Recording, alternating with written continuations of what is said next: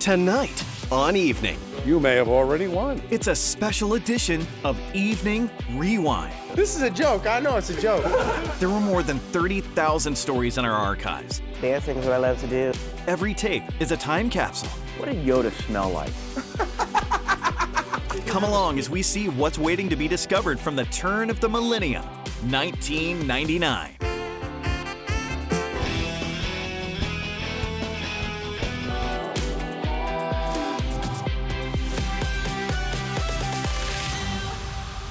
Hey, Jim Dever here in the King 5 Vault. What treasures will we find from the year 1999? Ooh, there's some good stuff there. It was the turn of a new millennium and a new baseball stadium was taking shape. Who would hit the first home run at Safeco Field? Well, it turns out it was a plumber. The story starts in March as plumber Nolan West connects beer lines at Safeco Field. He starts hearing the siren call of the park. I'm a big baseball fan, and I was out there, I was looking at the field every day, and it was just kind of calling to me. Soon the call gets to be so loud, he has to act. So he gets a baseball and a bat and does the unthinkable. When I first walked out to home plate, there was two women right behind me in the first couple stands, and they immediately got on their radio and started calling security and running towards the exit. He got a chance to live out a fantasy, and he got away with it. He might have even gotten away with it for good if he hadn't brought one more item onto the field with him: a video camera. Number 1. Within days, tape of Nolan's hit showed up on several local sportscasts, along with Nolan's name. Mariners management fired him. She started telling me about, how I tainted the field and shouldn't have been on there, and the field's not for me. And it's not up to anyone to determine that they can go out there on their own, have some fun, and then let someone come back and redo work they have already done. Any of the construction workers here that have a love for baseball and the game haven't worked here and looked down on that field and imagine themselves hitting a baseball or running the bases. He and Nolan say they're sorry the Mariners don't understand why they did what they did, but it was the chance few mere mortals get. Oh, it was great. A chance to be Ken Griffey Jr. for one shining moment. Welcome to a very exclusive club. Well, the Betancourts of Mukilteo hit a grand slam when they welcomed quadruplets to their team. Back in 1999, reporter Mimi Gann met up with them as they celebrated the Fab Four turning 2. Happy birthday to you. Happy birthday, dear Andrew and Aaron and Matthew and Jordan. Happy birthday to you. I wanted to be a mother more than anything in the world, and God came through. It's just that He gave in abundance. As they enter those terrible twos, the Betancourt quads are doing fine, and each one is developing a distinct personality. Well, we got Jordan, that we call the Prince, because he really, from the very beginning, has wanted to be an only child. And we have Matthew, who's our gentle giant, who fairly sensitive, likes to cuddle, be held. And then we have the mischievous identicals, Aaron and Andrew. And our nickname for Aaron is Rambo, because he just goes. Andrew was our littlest baby at 1 pound 11 ounces, and he is Mr. Determination. He's been a fighter. Getting the boys ready to go out takes all kinds of patience. Usually somebody has to throw up on something or drop something or take their shoes off. I need the brush. Who has the brush? Could I please have the brush? Here we go. Good, ask him for it. Ask him nice. Could I have it? No. Jacob, let go of him. It's picture day at the UN Louis studio, and photographer Chuck Moses has his work cut out for him. Look at the Barney. Look at the Barney. Who's on my head? And it has to be done really fast. When my little boys brought me a dandelion yesterday, all 5 of them brought me a dandelion, and it was so sweet. They're just the most wonderful little kids, and I look forward to seeing what they become. Well, I just checked in for an update from Angela. And she says the quadruplets, now 27 years old, are all doing great. One of them, Jordan, is married, as is his older brother, Jacob. Time flies. Later in the show, why, oh, why 2K? Why not be prepared? But up next, you may have already won. A TV legend shoots an ad in Edmonds.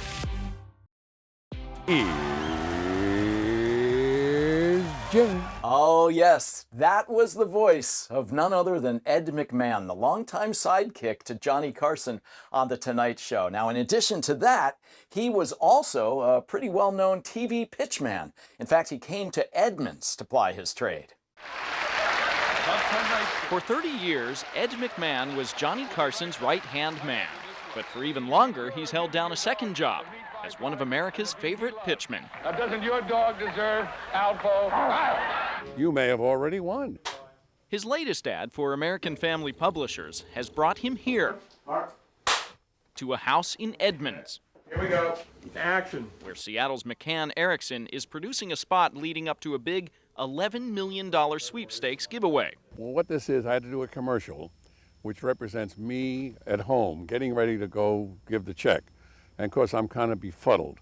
Have you seen the keys? I see what time it is. I'm concerned. I can't find my glasses. They're already on my head. Where's the checkbook? Managing director Jim Walker says his star is up to the task. His sense of timing and delivery and working, it's just been a breeze. Running well ahead of schedule, Ed's even had a chance to play around with the script a bit. Oh, they were ad-libbing, sure. Yeah, it's just a skein of an idea. They give me that, and I just, make some lines up as we go along.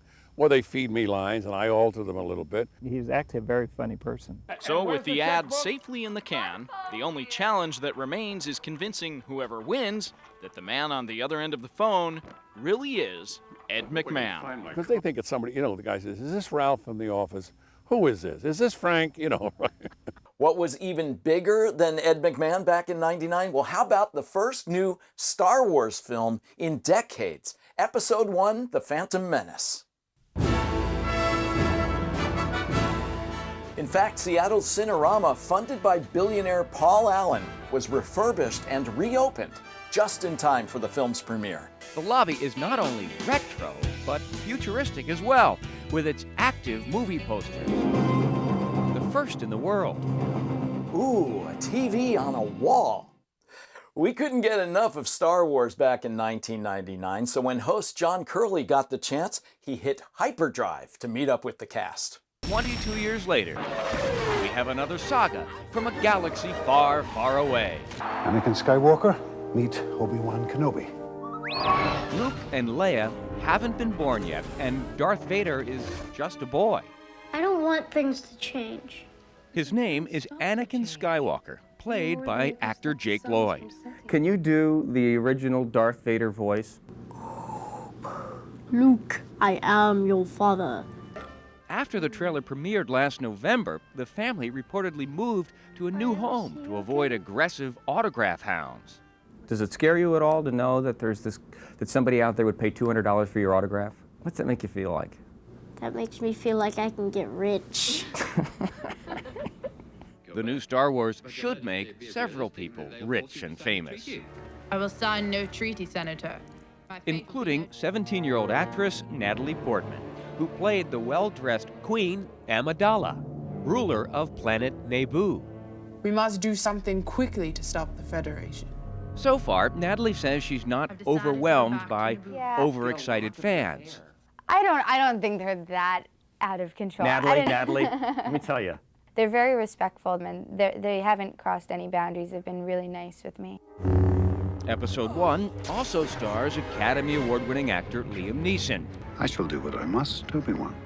Liam accepted the role before seeing a single word of the script. It was Star Wars, and it's George Lucas, so in my case, it was a fairly easy leap of faith to make. Big question for you. I'm sure you haven't been asked this yet. What did Yoda smell like? People actually carry Yoda around. He doesn't walk around. He doesn't even have to put his feet on the ground. Next and that's movie. what I'm working for. That is exactly what I'm trying to get to. It's predicted this newest episode will break all box office records and ultimately make history. How big do you think the movie will be? Very big. Bigger than Canada? Depends. How big is Canada? Jake Lloyd, who played Anakin Skywalker, actually retired a couple of years after that. He's had some mental health struggles, but we're pleased to hear that he is on the mend. Now, Natalie Portman won an Oscar in 2010 for Black Swan, and Evening's 1999 obsession with everything Star Wars continued right into the home of an obsessed Star Wars collector. Inside this Kirkland home, the Force is definitely with you.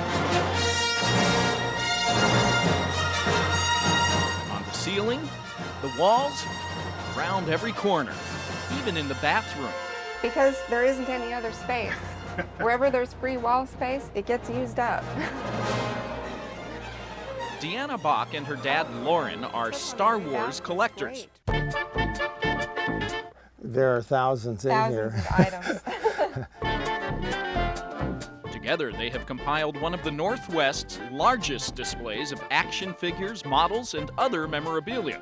And you don't necessarily know where something is. We know that we have it and that we bought it, but we don't necessarily know where on the wall it is or where we put it, which room it's in. Bach's collection is worth well over $100,000. I poured the money into Microsoft. So whenever I want to buy something, I have toy money at Microsoft. That toy money has purchased everything from Star Wars lip balm to 7-foot statues, along with a $1,000 TIE bomber, still in the box of course, and an $800 C-3PO cookie jar that's never been used. Never. I'd be afraid of damaging it. It isn't expected to end because in 3 years we're going to have another movie. And 3 years after that we'll have another one. It all adds up to another army of action figures that could soon take over the entire Bach household. Well, either that or I make a doorway here and then add a room addition on the back of the house. Coming up, 1999's sexiest firefighter wishes we'd just leave him alone. Hey, I'm not falling for it. And a high school athlete breaking barriers.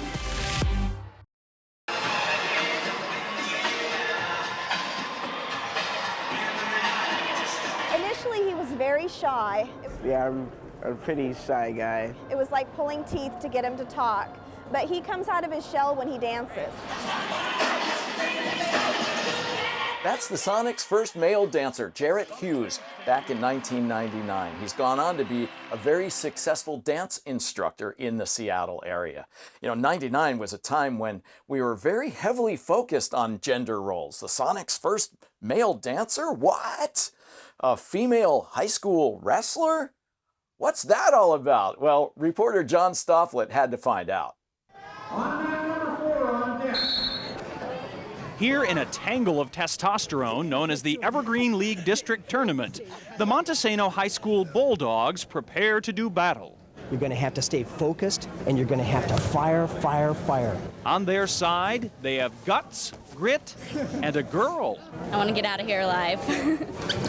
That's right, 17-year-old Ariel Bradbury is a girl grappler. I mean, you look at her, I still think, man, she looks more like a cheerleader than she does being out here wrestling. I mean, she's a cute little bug. But don't let the pretty face fool you. Ariel likes to win, and in the past 3 years, she's beaten 62 boys who stood in her way. Now she's taking that competitive drive into tournament time. I'm ready. I'm getting my game face on. You'll see there's a much more determined look on her face. A determination her coach knows well. You see, he's Ariel's dad. We'd go out on the back deck or something like that, she'd be standing on the railing. Or if she was in the swing, she was the one always wanting to go the highest. My dad needed a 101 pounder for the high school, so he said, come on up, Ariel, give it a shot. So that's what I did. From Montesano, Ariel Bradbury. 3 years and 90 matches later, it all comes down to this. A quick handshake, a whistle, and the battle is on. Keep the ankle! The thing about wrestling guys is that the difference between grappling and groping can be just a matter of inches. Ariel's dad says he used to worry about that, but not anymore. Nobody is ever thinking that when they're on a match. I mean, you're not thinking about grabbing somebody in an inappropriate place. All you're really concerned about is hitting your move right, being able to execute it so you can get either near fall points, takedown, or predicament points, or walk off the mat with a fall. And all of Ariel's moves are coming together. Got to catch his legs, Ariel! Bad news for her Rochester opponent, and you'd better believe he's giving his all. I think the guys, when they wrestle me, they're wrestling harder because they have to put up with getting beat by a girl and all their teammates tease them. Everybody does. What she might give up in strength, Ariel makes up in skill. And watch as her competitive drive kicks in. Come to the side, run it! She's got him pinned. Ariel survives and lines up her sights on the next guy. Oh, it went. I'm glad I got that out of my system. And I'm just more ready for the next one. Ariel is now a wrestling coach at Elma High School, and she has 4 kids, including 7-year-old triplets. In fact, one of the triplets just took 3rd place in the state in the 45-pound category. As for Dad, well, he's no longer coaching, but he's a happy grandpa cheering from the sidelines. Well, times sure have changed since 1999. In fact, I don't know if we could give away a Best of Western Washington award to the sexiest firefighter without upsetting some people these days. But back in '99, it was all fun and games for reporter John Stofflet. You have been voted the sexiest firefighter in Western Washington.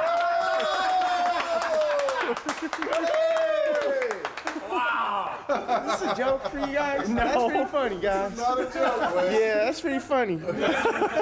All the time. That's pretty funny. How do you feel about this? This is a joke. I know it's a joke. No, I'm not falling for it. They can't pull my leg. I'm not falling for it. No, this is for real. Oh, you got the plaque there. Yeah, I know this is a joke. You guys just playing with me. If this is for real, I'm gonna be made fun of for the rest of my career. I got 27 more years. Wade was right. He's closing in on his 27th year as a Seattle firefighter. And now that we've shown you that, he's going to get made fun of again. When we return, will we return? This Y2K thing has us freaking out. I'm not scared. I just want to be prepared. Welcome back to Evening Rewind as we spool back to the year 1999. As the year came to a close, there was a lot of promise and anxiety about what the new millennium and Y2K had in store. The year 2000, Y2K. Will undiscovered software glitches really crash vital computer systems around the world? Will we really end up having to live like this? This Seattle area man is bracing for an all-out disaster. And Mr. X, not his real name, says many of his neighbors are too. But I think if you went around our neighborhood, you'd find a lot of people who are stocking up on food, generators, water. At a recent Y2K convention in Seattle, this disaster preparedness business was in full swing. No bulbs, no batteries. Works on shaking it. In fact, this is the MSR, Mountain Safety Research, made in Seattle. Works underwater, virtually indestructible. They do have a speed-sensitive trigger. Still working just fine. Filters, bottles, freeze-dried, canned gas, solar. What's a disaster-minded citizen supposed to think? There is no supermarket or store in this country that carries more than 3 days' food at one time. So how are we supposed to eat? Shelf life on this is 2 years. This is monounsaturated, heart-healthy fats with canola oil. Several vendors here are offering giant year-long supplies for you and your soon-to-be grateful family for a giant price in the range of several $1,000s. This is distilled water. A month's worth of safe drinking water can be purchased for around $90. You can bet your bomb shelter that Mr. X, not his real name, is stocking up. Why not be prepared? Ironically, he's keeping track of his preparations for the worldwide computer meltdown on his computer. So do what you must, for the end may be near. Y2K? Why not? I'm not scared. I just want to be prepared in case something serious happens. We'll get through it, buddy. We'll get through it.